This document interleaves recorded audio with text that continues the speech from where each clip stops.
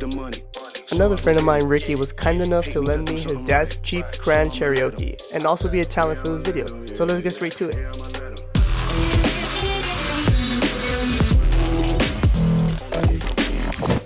So in this video, we'll be talking about Weathertech, Smartliner, Lastfit, and Husky liners.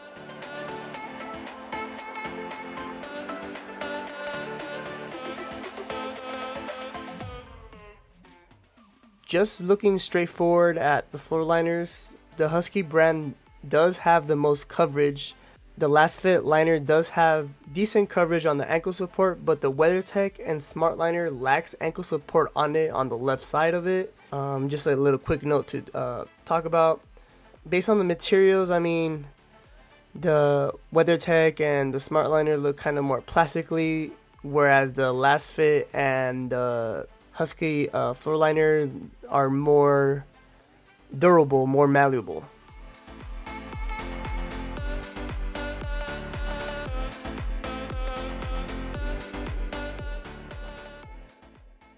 Okay, first is the Smartliner. Looked pretty simple. Didn't have rubber cleats on the back of it, just like the Husky has, you know, for it to move. But it does have universal anchors, which, I mean, they're universal. Might not stick so well, but, you know, putting it on was pretty simple, you know, pretty straightforward installation.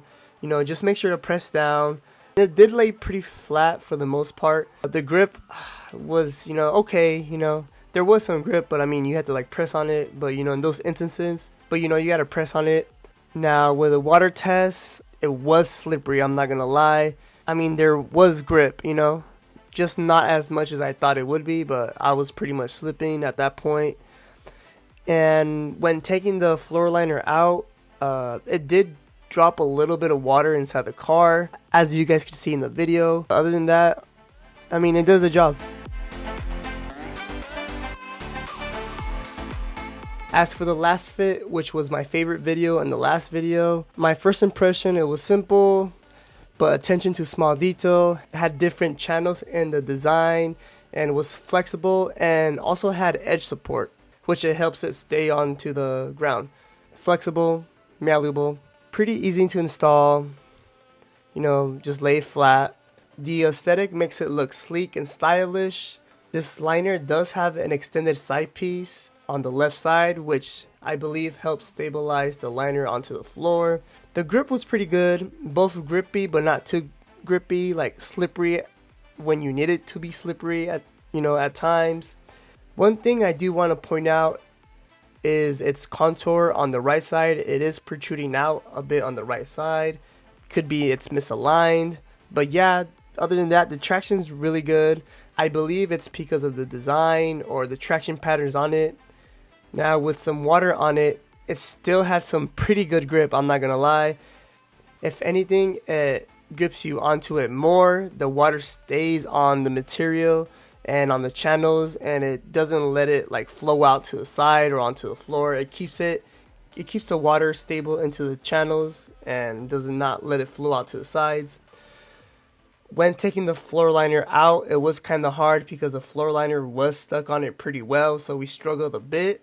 But I mean, the water was kept in the channel, so there wasn't really any spillage other than me forcing it to take it out. Now for the Husky brand, which was a very hard, almost rubbery material. It had cleats in the back, which helped stabilize it onto the floor with the set of anchors. When installing it, it felt more of a universal design, as the anchors didn't really click automatically like it did with the Lastfit or with the Smartliner. A lot of contouring. It did not flush or lay flat down to the car, which is a big no for these Floorliners. Even when I would press it down, I would struggle. Now the grip on this was kind of slippery, not as good as the Lastfit, but better than the Smartliner. Now when adding water, the water flows through the channels, directing it away from the floor, which is a plus. But the water was going more to my right foot, which is obviously the foot that you press the gas on, which could be dangerous if your right foot is slipping when you're pressing down on the gas pedal. Now, when taking the floor liner out, it did retain most of the water. Just had difficulty taking it out. But other than that, it did retain most of the water. Now, for the other most known brand in America, Weathertech, didn't have much complexity in the channels, no rubber cleats or nips, but it did have anchors. When attached to the retainer hook, it does, in the past that I've tested, retain the floor liner to the floor. Installing it was probably the easiest of them all. The grip was very good, catching onto my foot very well. When adding water, you can see the channel divert the water, which makes you get better grip, which was the best, probably the best out of all the floor liners. It didn't direct the water to the right side of my foot where I pressed down on the gas pedal like the Husky brand did. So I really like that because I really didn't like that about the Husky brand. Uninstalling the floor liner was easy to take out, and I could say that it retained 100% of the water, did not drop a single drop, which we were very impressed.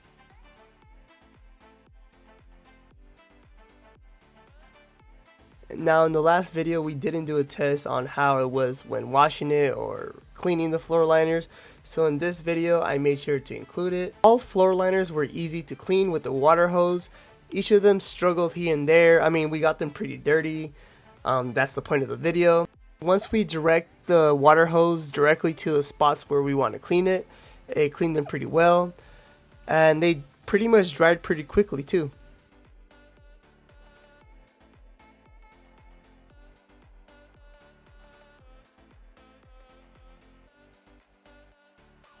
So here's a verdict of the tests we've done. I basically made a graph and numbered them 1 through 10 from what I thought of what, we placed them as. And, I'm not going to talk much about this. It's more for your own interpretation, but I am going to talk about the prices. Now, for the WeatherTech, I gave it a 5. $189.99 is a bit too pricey for me for what it does. And now, for the Husky brand, the price is $179.95, which is why I gave it a 7, 2 points above the WeatherTech, which was a 5. Mainly because the functionality and what it does for me didn't compare really to that price. Now, as for the Lastfit, I gave it a 9 because for its price, it is the cheapest one out of all of them, and it did have the most points out of them all. The price came out to be $129.99, which is a steal in my eyes. Now, initially, I checked the prices, and the Smartliner was $129.99, same as the Lastfit, but as of today, October 15, the price is now $229.98, which is why I had to give that a 3, because for that price is way too much, and for, the points that we gave it isn't worth it. So guys, thank you so much for watching. Again, this was a new, different style from the style of video that I did before. A lot shorter, yes, I know. I didn't really show myself in this video. It was more of a voiceover. So let me know if you guys like that, or do you guys like me being in the videos. So just remember, subscribe and hit that notification button to be one of the first people to be notified of when my videos drop. And as always, stay up, stay blessed, and we out. All I hear, go get the money, so I go get it. Hate means I do something right, so I'ma let 'em. Yeah, I'ma let 'em, yeah.